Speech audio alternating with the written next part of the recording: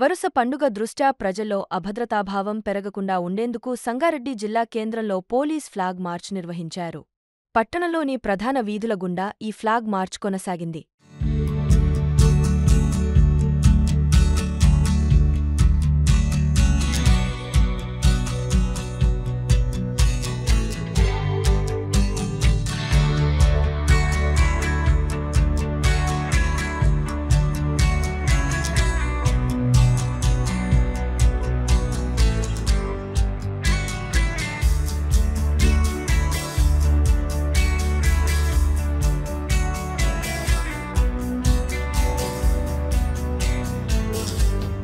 ప్రజలు శాంతియుత వాతావరణంలో పండుగలు జరుపుకోవాలని, కలసికట్టుగా ఉండాలని ఈ పోలీస్ ఫ్లాగ్ మార్చ్ నిర్వహిస్తున్నామని సంగారెడ్డి డీఎస్పీ సత్తయ్య గౌడ్ పేర్కొన్నారు.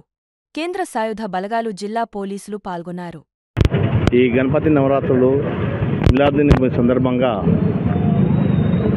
మన జిల్లా సాయుధ కేంద్రంకు సంబంధించిన సాయుధ దళాలు మరియు పట్టణ పోలీస్ స్టేషన్, రూరల్ పోలీస్ స్టేషన్కి సంబంధించినటువంటి సిబ్బందితో ఫ్లాగ్ మార్చ్ నిర్వహించడం జరుగుతుంది.